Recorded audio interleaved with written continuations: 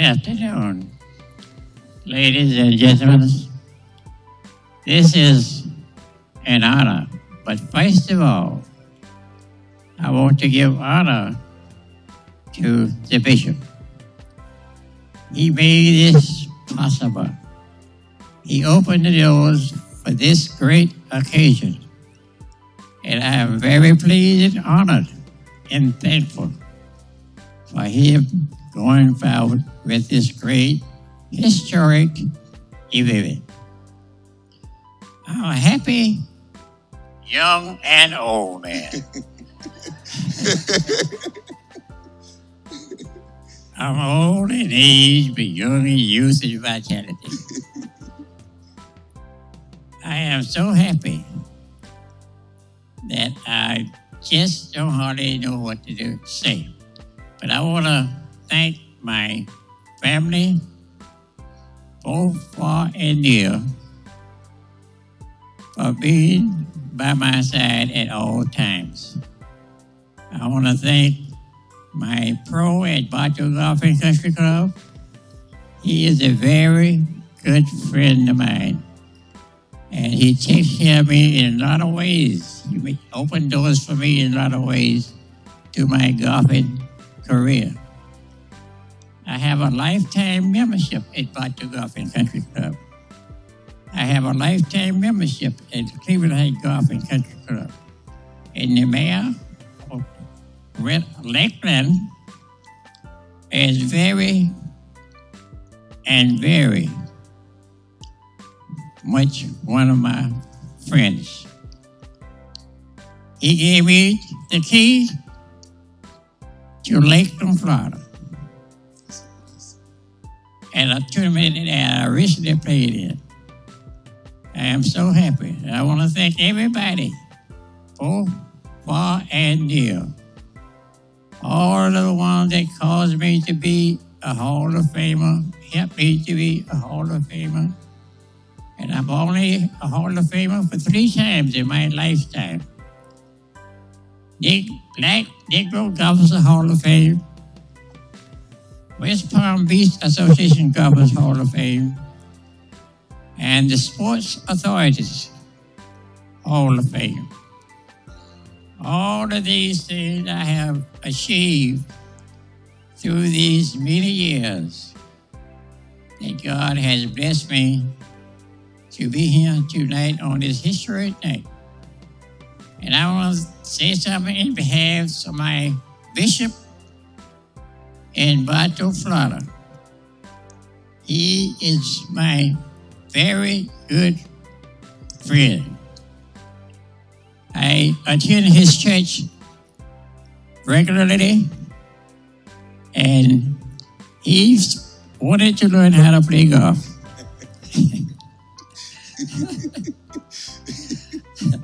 So I took it upon myself to have the patience and the time to teach him how to play golf. And he finally learned. He is doing really good. I must compliment him. And now he's a golf addict. He loves his golf. And golf is one of the greatest sports in the world. Let me tell you this. It's a great sport and one of the only sports that you can play and participate in when you get to be an old man. You might not reach it to my age, but you can enjoy it. And I thank everyone for this occasion. I thank everybody that had a part in this occasion. And to be one of the oldest black golfers in the world. When I came up, I was born in Dade City in 1919. And I was raised mostly in Bartow, Florida. We moved from Dade City to Bartow, Florida. And I started to being happy to be able to do the things I like to do so far as golf is concerned. I wasn't able to play on the golf course at all. I wasn't able to caddy. And I caddied when I was at the age of 15. I finished high school in Bartow, Florida at Union Academy. And needless to say, and I'm not bragging, but I was valedictorian of the class. So I've always been kind of a wise lad. You know, this world is based upon a whole lot of things. And you have to learn how to yield the right way sometimes. Amen. I tell you what, if you're going down the highway and you see somebody coming towards you in your lane of travel, what are you going to do? Are you going to stay in your lane because you got the right of way? Are you going to yield the right of way? Because somebody give God a praise for that. I'm telling you, that's it. And I tell you, it's better to say, there he go, than to say, there he lay. And the same thing goes along in life. At certain times you run into obstacles and things that is frustrating, and you get angry and you feel like you want to just tear up something. But I tell you what, sometimes you have to honor yourself and be very cautious about how you proceed in your procedure. You have to yield. You have to give ground sometimes. When I was a young man, I gave a lot of ground. We was on the golf course, but we were on the golf course as caddies. And golf had always been a part of my livelihood. I love golf. And I want to thank everybody. Thank all of my family members, both far and near. And all of my friends, all of my white friends, all of my black friends, they all is a part of my livelihood, some of them. So may God bless everyone that's in the sound of my voice. And may God forever keep you and keep his arms around you and press on. I think about the time when the bishop, I was over here to celebrate my party. And we had a great time. And I was only 99 years old then. And the bishop said, 99 and a half won't do. So I reached past the 99 and a half. And I reached the 100 years. And I'm 101 now.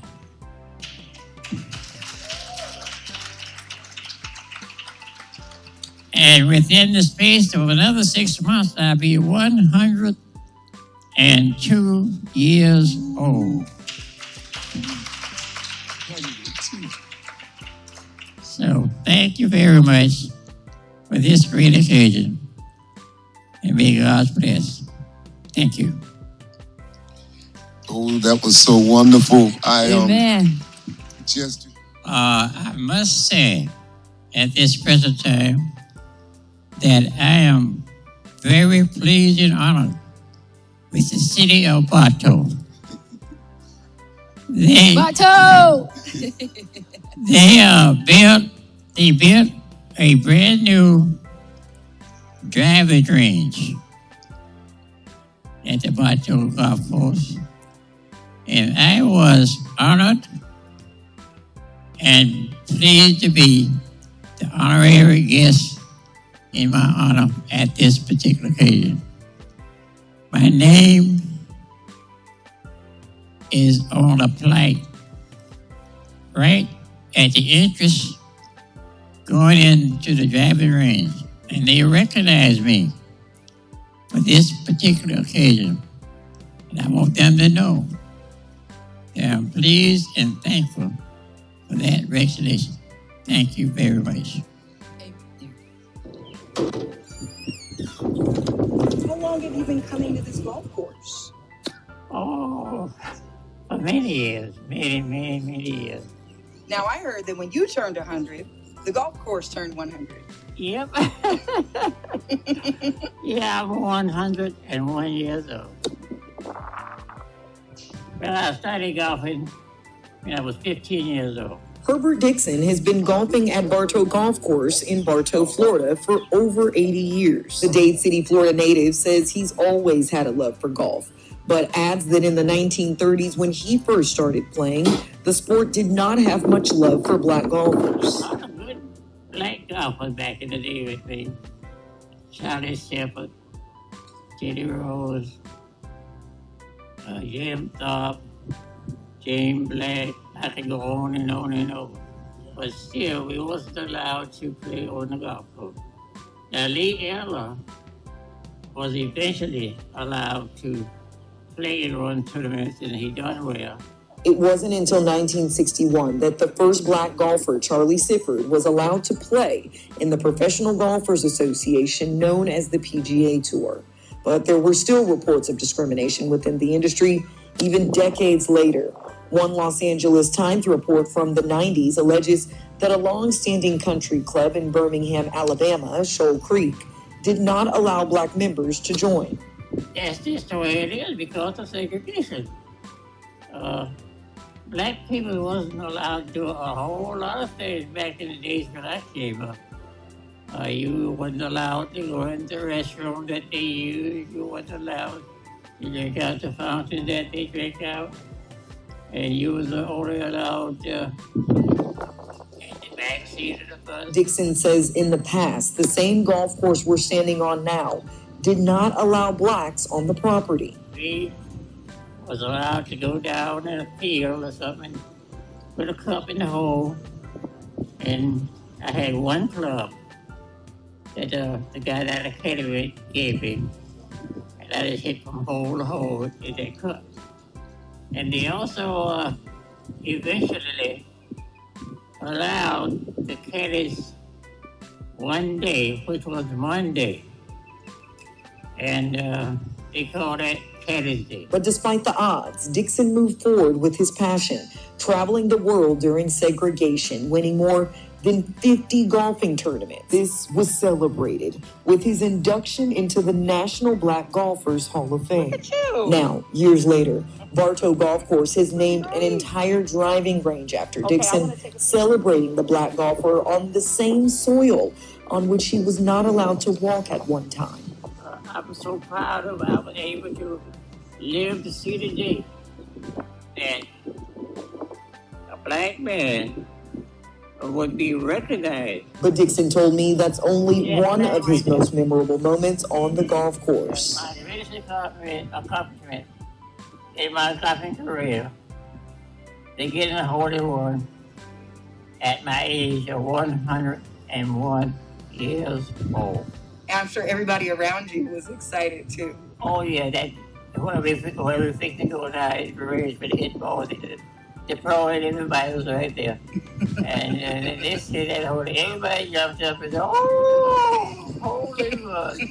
And people started swarming around and taking pictures. Oh, I reached out in the hole and took my ball out the hole. But that is quite an accomplishment, even if I do say so myself. Even if you weren't 101, that'd be quite an accomplishment. I've never gotten a hole in one.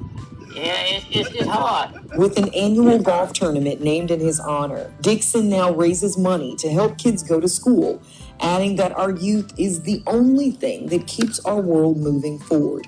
Now he leaves them with this message. In life, sometimes you have to yield the right away in order to accomplish what you desire to do.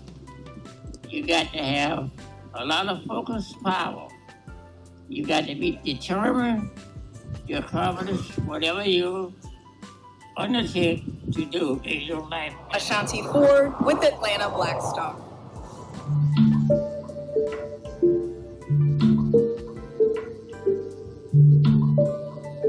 No, in my golfing career, I've had 9 holes in one. Wow.